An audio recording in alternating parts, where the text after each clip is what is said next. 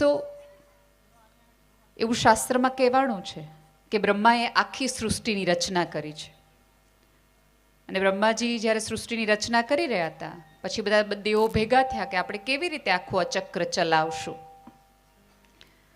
તો એમ કીધું કે ભાઈ 84 લાખ ફેરા કરજો, 21 લાખ યોનિઓ કરજો. અને આ બધું કા બ્રહ્માજીનું, કે આવા નાના નાના કામ માટે આવું નહીં મોટી ઓફિસમાં, વાંધો નથી.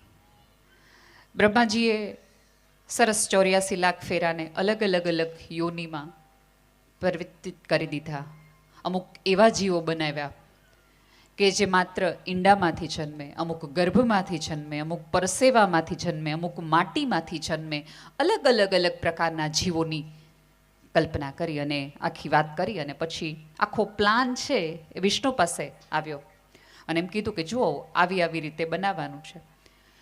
એટલે ભગવાન વિષ્ણુએ કીધું કે મને થોડીક આમાં ભૂલ લાગે છે. એટલે બ્રહ્માજીએ પાંચે અને પેના બધું એમ કીધું તમે મોટા એન્જિનિયર છો એટલે તમે કરો, તમને ભૂલ લાગતી હોય તમારો.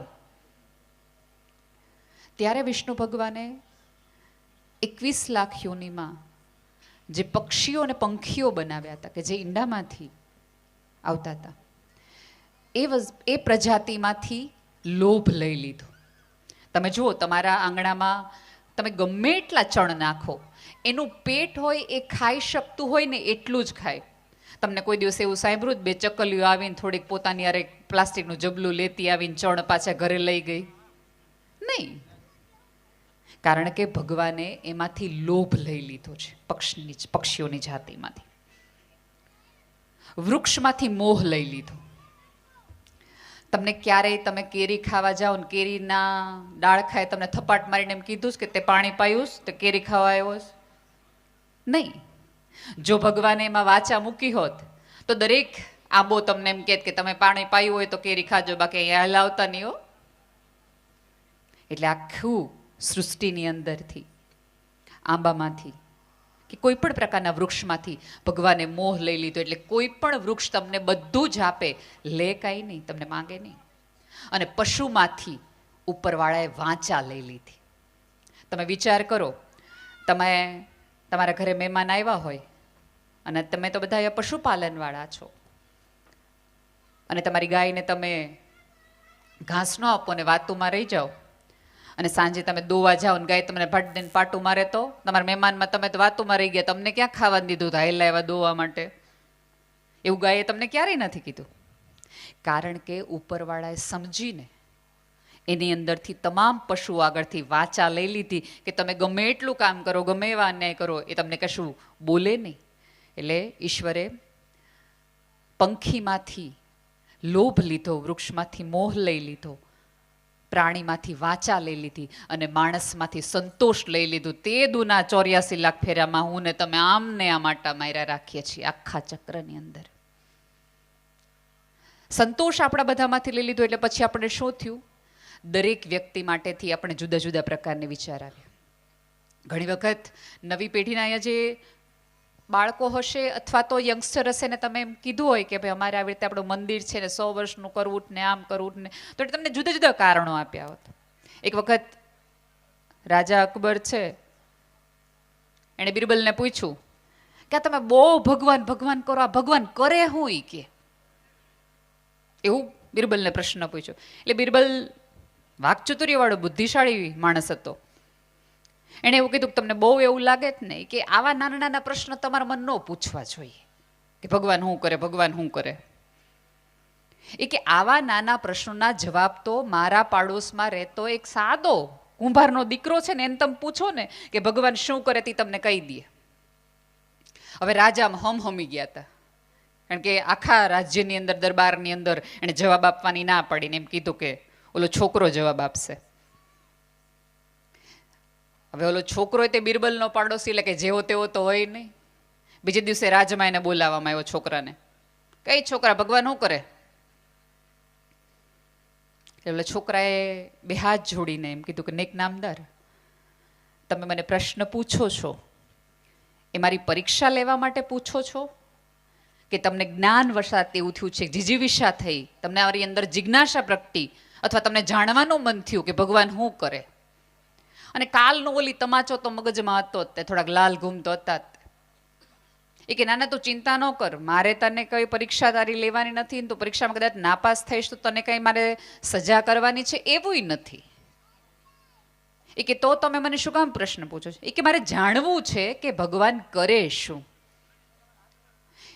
એટલે ત્યારે ઓલા નાના એવા કુંભારના છોકરાએ એ આખા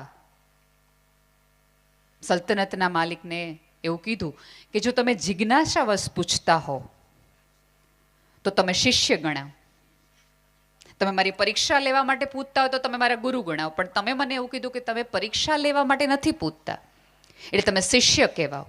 એ કે હા હાલ બસ શિષ્ય, તું મારો ગુરુ, હું તારો શિષ્ય, બોલ હવે જવાબ જલ્દી દે કે ભગવાન કરે હું. એ કે પણ આમાં છે ને વાંધો છે. એટલા બધા 2 દિવસથી ગુસ્સે તો હતા તે અકબર. એ કે તો હું વાંધો લાગે છે? એ કે જો તમે શિષ્ય તરીકે મને પૂછતા હોય તો તમારે ઊંચે ન બેસાય, તમારે નીચે બેસવું જોઈએ અને ગુરુને ઊંચે બેસાડવા જોઈએ. એટલે તરત પોતાનું રાજ સિંહાસન છોડી દીધું અને ઓલા 8 વર્ષના કુંભારના છોકરાને રાજગાદી ઉપર બેસાડી દીધો.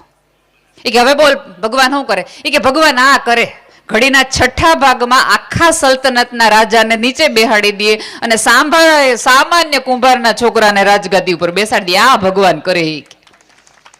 આટલું કરે. એને જો કરવું હોય તો વાર ક્ષણવાર લાગે, પણ વાત મારી અને તમારી શ્રદ્ધાના અભાવની છે. મને દલપતભાઈ કીધું કે તમારે ત્યાં બધાના ઘરે લગભગ ભેંસ છે. સાહેબ, આ જાડી ચામડી વાળું પ્રાણીને તમે પ્રેમથી બોલાવો કે મારી બગરી ભેંસ આવી, મારો બાપ આવ્યો, મારો પાડો આવ્યો, તો 2 વખત તમારી ભેંસે તમારી સામે જોવે. જો તમે એને ભાવથી બોલાવતા હો તો ભેંસ જોવે તો ભાવથી બોલાવો તો ભગવતી તમને સાંભળે નહીં એમ તમે કહો છો. તમારા ને મારા બોલાવામાં એટલો ભાવ નથી આવતો એટલે ઉપરવાળો સાંભળતો નથી. ભાવ લાવો. બોલવામાં બહુ જ આપણે બધા જાણે અજાણે તોછડા હોઈએ છીએ. છે ને અમારા બાળકો, હું જે બાળકો સાથે કામ કરું છું ને એને મનોદિવ્યાંગ, જેને સાદી ભાષામાં મંદબુદ્ધિના બાળકો કહેવાય. હમણાં એક ભાઈએ ઉદાહરણ આપ્યું ને કે તોતડા લોકોનું. જુઓ, તોતડી ભાષા છે ને ઉપરવાળાની દેન છે, એની મશ્કરી ન કરાય. કોકની પીડા આપણને સમજાતી નથી કે કોક તોતડું બોલે ને 10 જણાને હસવું આવે તો એની અંદરથી કેવા નિસાસા નીકળતા હોય. તમે જાહેરમાં પડી જાઓ તો તમને કેવા તમે ભૂંડા લાગો બધા વચ્ચે. તોતડી જીભ છે ને એ ઉપરવાળાની કોઈ ભૂલના કારણે થઈ છે, એની મશ્કરી ન કરાય. પણ તોછડી જીભ છે ને તો મારીને તમારી દેન છે, એની તો ચોક્કસ સુધારણા કરવી જ જોઈએ મારે ને તમારે. બગડે છે કેના કારણે અત્યારે મારા ને તમારા બધાના સંબંધો? જીભના કારણે. ખાસ કરીને જ્યારે અહીંયા બહેનો બેઠી છે, એવી તમામ બહેનોને વિનંતી છે કે જેટલું બોલાતું હોય એટલી તમારી સંસ્કારિતા અને મીઠાશથી વાત કરતા થાઓ. આ જગતમાં જે દિવસે સ્ત્રી પોતાની મીઠાશ ગુમાવી દેશે, જો ભાઈઓના જગતમાં તો બહુ તકલીફ છે, એ લોકોના જીવનમાં કોઈ આનંદ નથી. અત્યારે આખું આ પરિકલ્પના થઈ હશે ને, જ્યારે દલપતભાઈ કીધું હશે કે ભાઈ આપણે 100 વર્ષ આવી રીતે મંદિરની સ્થાપના થઈ છે, આપણે ઉજવણી કરવાની છે, તો બધા ભાઈઓએ નક્કી કર્યું હશે કે મંડપની વ્યવસ્થા ક્યાં કરવાની છે, સાઉન્ડનું કોને કહેશું, જમણવારનું કોની જવાબદારી, પૈસા કેવી રીતે લાવશું, ને આ બધાની એ લોકો 1-2 મહિના સુધી આ જ ચિંતા કર્યા કરી હશે. અને જેથી બહેનોને ખબર પડી હશે ને કે આવી રીતે આપણે 3 દિવસનો ઉત્સવ છે, બધી બહેનો ભેગી થઈને શું નક્કી કર્યું હશે ખબર? પહેરશું હું. આ લોકો એવું વિચાર્યું કરશું કેવી રીતે, ને આપણે બધા એ વિચાર્યું પહેરશું હું. અરર 3 દી સુધી કાર્યક્રમ, હવાર હાંજ જવાનું, એની હાડી હાલશે નહીં પાછી, એના ઘરેણા નહીં હાલે, એટલે આનું આમ કર્યું, નાને આમ કર્યું, નાનું આમ કર્યું. હવે આમાંની બધી બહેનોએ નક્કી કર્યું હોય કે ભાઈ શનિવારે રાતનો કાર્યક્રમ છે ને સૌથી સારામાં સારો કાર્યક્રમ છે, એટલે આપણે સૌથી સારામાં સાડી પહેરવી છે, કારણ કે રોલા પાડવા છે અને માથેથી પડે ટાઈટ, એટલે સાડી દેખાડવાની હોય ને ઠંડી એ લાગતી હોય એટલે સ્વેટર ઘડીક કાઢવાનું, ઘડીક પહેરવાનું, શાલ આમ કરવાની, શાલ આમ નહીં કરવાની. હા, હવે એની અંદર તમારી જેઠાણી છે એ તમારા કરતાં વધુ સારી લાગે છે. એટલે આજનો કાર્યક્રમ અહીં ગમે એટલો સારો હોય ને આપણને મજા જ ન આવે, મારા કરતાં સારી લાગે છે કઈ રીતે. બાકી સાડી લેવા તમે બે હારોહાર જ ગયા હતા, બરાબર. હવે દીકરાની વહુ હોય એ બંને સાડી લેવા જાય તો અત્યારની દીકરાની વહુને લાઇટ કલર ગમતા હોય, સાસુ થોડાક ટ્રેડિશનલ જૂના જમાના એટલે એમ કે મને લાલ લીલા પીળા જ કલર ગમે. હવે બા દીકરાની વહુ છે લાઇટ કલરમાં હોય, સાસુ છે એ સરસ મજાના લાલ લીલા કલરમાં હોય. એટલે ત્રીજી વ્યક્તિ એમ કે જો તો ખરી દીકરાને વહુએ કેવા પહેર્યા, ના સાસુ જો હજી છૂટતું નથો લાલ કલર, આમ ફટાકડા થઈને ફરે છે. બે સાસુઓને એટલું સરસ બનતું હોય પણ 3 જણાના આવા તિખારાના કારણે ઘરે જતી વખતે બે સાસુઓ બાતતી જાય ને પછી આપણે મજા કરીએ કે હા હવે શાંતિ જેવું લાગે છે જીવનમાં. 2 જણા બાંધે તો છે